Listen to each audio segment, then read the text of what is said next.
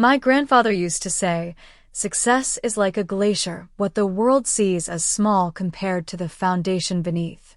I never truly understood his words until I became that glacier myself. I'm Lena Morales, and this is the story of how I went from being the embarrassment of my sister's glamorous world to watching her carefully polished image fracture in one unforgettable night. From a walk-up apartment above my family's Cuban bakery in Miami's Little Havana, I learned what sweat equity meant before I even hit double digits. By age 9, I was prepping pastry boxes and memorizing regulars' names. By 13, I was tracking inventory and catching accounting errors my uncle missed. Numeros, my grandfather would call out, waving a sticky notepad. I'd hop over, eager to dive in. "We're spending too much on guava puree," I'd note. "But if we bulk order with the cafe across the street," he'd chuckle, tapping my forehead. "Business brain on a child's shoulders," he'd say. "You'll make something big, mate." While other kids played soccer, I ran margins and read about scalable operations. My parents worked sunrise to midnight to fund my scholarship at NYU. I owed them more than just good grades. At 23, I built a data-driven microloan platform that gained traction in immigrant communities. By 28, it became a multi-million-dollar venture, Solera Capital. Still, I kept quiet, preferring the shadows. That's when I met Ryan. It was at a tiny used bookstore off Coral Way. I was in yoga pants and an old college tee, skimming finance articles on my tablet, when he clumsily knocked over a stack of books. "Whoa, sorry," he said, reaching to help. "No worries," I replied, laughing. "I'm Lena Ryan. Let me buy you a cafecito for the mess." That cafecito led to lunch and eventually everything else. Ryan wasn't chasing IPOs. He was a public school civics teacher, grounded, genuine, and deeply committed to social equity. He cared about people. When Ryan proposed 6 months later, I said yes without hesitation. My family was thrilled, except for my sister Camila. Camila and I had always been different. She took a more traditional path. Business school, corporate ladder, sharp suits, and sharp elbows. As the marketing director of Vallon & Cross, one of Miami's top investment firms, she thrived on prestige. And she made it clear that while she loved me as a sister, she didn't quite respect me as an equal. So, she said during a family dinner at her parents' house in Coconut Grove, swirling her wine like a judge at a tasting, "You're still running the bakery and your little app thing." I could have told her that Little App had just signed a multi-year contract with one of the largest private equity groups in the Southeast, but I didn't. Maybe I was still holding on to the quiet satisfaction of being underestimated. I'm still involved in both. "Yeah," I said, sipping my cafe. "Well, someone has to keep the pastries flowing," she said with a smirk. "I mean, not everyone can land a C-suite tight-track position."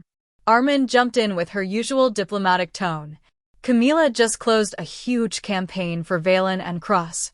The CEO personally thanked her." What they didn't know was that Vallon & Cross had been licensing analytical tools for my company for over a year and were currently in talks to expand. "That's wonderful," I said genuinely. Camila beamed, assuming victory. Months passed in that familiar pattern. Camila subtly putting me down at every family event and Ryan gently encouraging me to brush it off. Then came the announcement. Camila was hosting a gala to celebrate her promotion to senior director. At the planning dinner, she turned to me with a smile like a blade. "Lena, since you've got experience with events and food service, would you mind helping manage the catering crew?" Mom clapped. "What a perfect idea. Lena runs a business, she knows logistics." I met Camila's smug gaze and smiled. "Of course, I'd be happy to." "Of course," I said calmly. "I'd be happy to help." Later that evening, Ryan tried to pull me aside, guilt clouding his expression. "You don't have to go through with this," he whispered. "We can tell them you're sick or had a work emergency." But my mind was already spinning. "No, I want to help," I said gently. After all, it's a big night for Camila. Everything should be flawless. What no one at that table knew was that just that morning I'd received an intriguing email. The CEO of Vallon and Cross, yes, Camila's firm, James Vallon himself, wanted to meet the elusive founder of Solera Capital, me. Apparently, he would be attending tonight's celebration. Suddenly, the pieces fell into place, and for the first time since my sister's relentless jabs began, I smiled. Not politely, not to keep the peace, but a smile born of anticipation.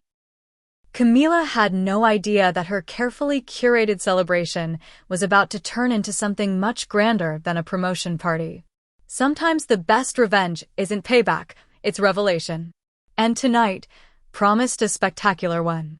The Whitmore home had been transformed into something between a luxury showroom and a gala. Doreen called it classy and elevated. I thought it looked like Pinterest met Wall Street. Crystal stemware lined every table. Ice sculptures glistened in the South Florida heat. A harpist played near the garden fountain. I couldn't help thinking the event budget might outstrip Camila's bonus. "Lena," she called, striding in with the confidence of a queen. Her silk gown shimmered under the lights. "The catering staff is waiting. Try to keep them in line and please." Her eyes flicked to my modest black dress. "Stay behind the scenes." I nodded. "Of course, Camila. I'll make sure everything runs smoothly." Ryan squeezed my arm. "We can leave now." I smiled. "No need. Everything is going exactly as planned." In the kitchen, the catering team looked overwhelmed. Camila had apparently demanded last-minute changes again. "Miss Morales," a young server asked nervously, "your sister wants the champagne served exactly at 8:15 for her speech, but also wants ongoing tray service, and we're short 2 servers." I gave her a reassuring smile. "Don't worry. I've handled more chaotic nights in a bakery with no air conditioning. Let me help." If you've ever been underestimated by someone who should have supported you, stick around because what happened next didn't just change the room, it changed the game. And if you want to see how quiet power speaks loudest when it matters most, make sure to subscribe to the channel. The next part of this story is one you won't want to miss. For the next hour, I worked side by side with the catering crew, coordinating timing, plating hors d'oeuvres, and ensuring champagne kept flowing. All the while, I kept an eye on the guest list, noting each new arrival. Camila floated from circle to circle, sipping too much Prosecco and laughing just a little too loudly at her coworkers' jokes. "Did you see Lena?" I heard her giggle to a group of sharply dressed executives. "My sister, she's helping the catering team. Honestly, it's where she feels most at home." Poor thing. A round of polite chuckles followed. "Some people just aren't made for this world," she added with a theatrical shrug. Our mother, Rosa, chimed in sweetly. "We've always tried to include her. Of course, it's what family does, but with her background, well, we can only do so much." I passed another tray of canopies, quietly observing as executives from Vallon and Cross trickled in. At 7:55 p.m., my phone buzzed. A text from my CFO. "All signed. Everything's in place. We're green-lit." I smiled to myself. Right on cue, Camila, now flushed with drink and praise, addressed another group. When Ryan first introduced me to his girlfriend, my sister, I thought he was joking. A baker/aptic prowler. But our mother says charity begins at home. Speaking of charity, Rosa added, "We're thinking of helping her with a small down payment on a modest condo. Not too close to Coral Gables, of course, but something manageable." Just then, a stir swept across the room. James Vallon had arrived. Camila nearly tripped over her heels in her rush to greet him. "Mr. Vallon, we're so honored to have you." Dressed in a bespoke navy suit, he scanned the room. Then his gaze landed on me. His brow furrowed briefly, recognition flickering. Camila laughed nervously. "Oh, don't mind her. That's my sister Lena just helping with the service. Let me show you the marketing deck I've prepared." Actually, James interrupted, still staring at me. "Isn't that?" I passed my tray to a waiter and stepped forward. Lo, Please, Camila hissed. Mr. Vallon doesn't need a drink. Just go back to the kitchen where you hello, James, I said evenly. Thank you for coming tonight. His face lit up. Mrs. Morales, I didn't expect to see you serving drinks at your own celebration. I own. Camila's voice rose sharply, brittle with disbelief. Well, yes, James Vallon continued smoothly. Given that Solera Capital has just acquired a controlling interest in Vallon and Cross, I assume this event was organized to announce the merger. He turned to me, smile restrained but amused. Unless you wanted to keep that under wraps a bit longer. Silence fell across the entire estate. Even the string quartets stopped mid-note. You could hear the clink of ice in untouched glasses. Camila's flute of Proco slipped from her fingers, shattering across the marble floor. There must be some mistake, she stammered. Lena, she's a baker. She runs that little shop in Little Havana. James chuckled softly. Mrs. Morales is the founder and CEO of Solera Capital, which as of today owns 51% of my firm and, by extension, your department. He turned to me again, eyes gleaming. Those data stream optimizations you recommended? Absolutely brilliant. Our engineers couldn't stop raving. Across the room, Rosa grabbed onto the edge of a chair, pale and speechless. This can't be, Lena doesn't. She couldn't be. Oh, but I am, I said quietly. But in the stunned silence, my words echoed. Solera Capital has been mine from the start, and as of 10 minutes ago, we officially own a majority stake in Vallon and Cross. I turned to face Camila, including marketing. Her face had gone pale, her mouth opening and closing with no sound. But all those times, all those times you dismissed me. I finished for her. Treated me like I didn't belong. Like I should be grateful just to stand near your world. Ryan pushed through the stunned crowd. Lena, why didn't you tell me? Would it have changed anything? I asked, voice soft. Would you have stood up for me if you knew I was wealthy? Because you didn't when you thought I wasn't. He stepped back speechless. James cleared his throat. Well, since everyone's gathered, shall we make it official? Solera Capital's new leadership of Vallon and Cross. Gladly, I replied. Then I turned to Camila, smiling. I believe you had a speech for Forgive It. Would you like to give it, or shall I?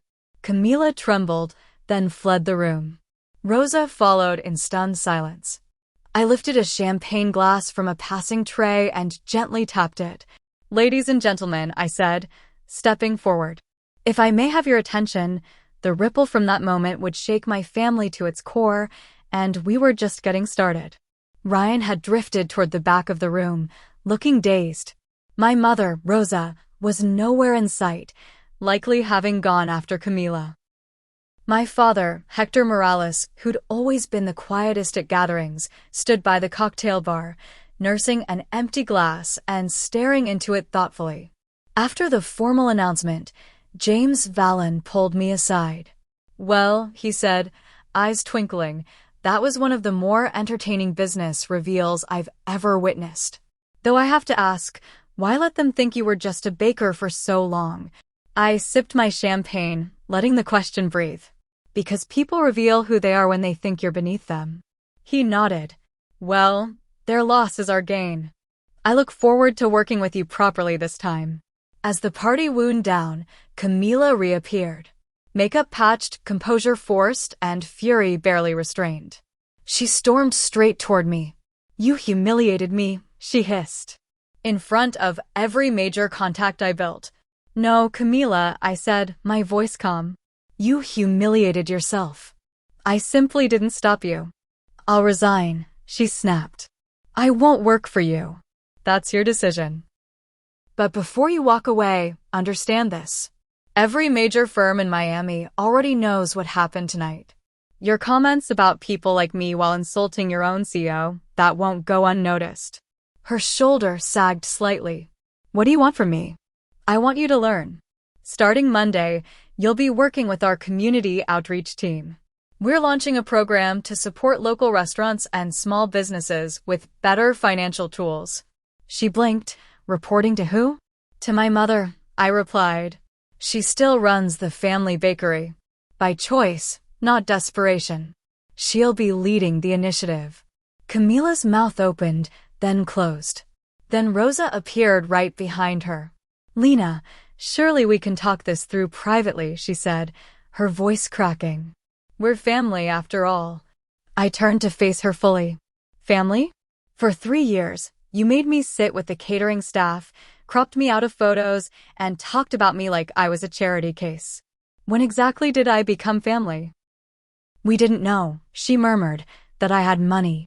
That's the point. You assumed I wasn't worth respect because you thought I was poor. That's when Hector stepped forward, setting down his glass. Everyone turned to look. She's right, Rosa. We've treated her terribly. My father, Hector said, his voice low but firm as he turned to my mother. I sat by, he continued looking at me now, and watched our values decay into pride, prejudice, and shallow appearances. Maybe it took this to wake us up. Finally, Ryan stepped forward. The room had emptied, leaving only the family and the wreckage of assumptions. Why didn't you tell me? He asked quietly. I wanted to, I replied. So many times, but every time you stayed silent while your family mocked me, I realized something. If you couldn't respect me as a baker, then you didn't deserve to know me as a CEO. I love you, he said. Desperation thick in his voice. Love without respect isn't love that lasts, Ryan. Every time you let your family treat me like less than human, you revealed what our relationship was really worth. I can change now that I understand. I looked at him unmoved. Now that you understand I'm rich, that's not growth, that's adaptation. I slipped off my wedding ring and placed it on the edge of the marble table. I filed for divorce last week. You'll be hearing from my attorney. Lena, please. I turned to Camila. I'll be meeting with Valen and Cross's board tomorrow. But you? You'll be reporting to my mother at the bakery on Monday. She doesn't tolerate lateness. Then I looked at Rosa. The estate looks lovely tonight. You should enjoy it while you can. Her eyes narrowed. The bank approved my bid this morning. It's now the Morales Foundation for Opportunity, our new nonprofit headquarters for training and uplifting Florida's service workers. Their stunned expressions were priceless, but I didn't linger. Outside, the warm breeze brushed past me as my phone buzzed. Coming to the bakery for a late dinner. Your father made your favorite. I smiled. Be there in 20 minutes later, I was back where it all started. And my parents' bakery eating empanadas and laughing about the evening's chaos. People like that, Mom said, shaking her head. They need hard lessons. Success without humility, Dad added, is like sugar without yeast. Look, sweet never rises. As I helped close up, yes, the CEO of Solera Capital still wipes counters. I thought about the journey. The little girl who once counted coins now counts capital in billions. But my true wealth, it's always been respect, integrity, and the courage to know my worth. If my story reminded you of your own journey, of being underestimated, dismissed, or told you weren't enough, I'd love to hear from you. Share your story in the comments. Let's build a space where quiet strength is celebrated. And if you believe that respect matters more than status, that success without humility means nothing, subscribe and stay connected. I built my empire brick by brick, but it started with knowing my worth. My advice, never let anyone else define your value. Keep building even when no one's watching. Especially then, because that's when character, not just success, is truly formed.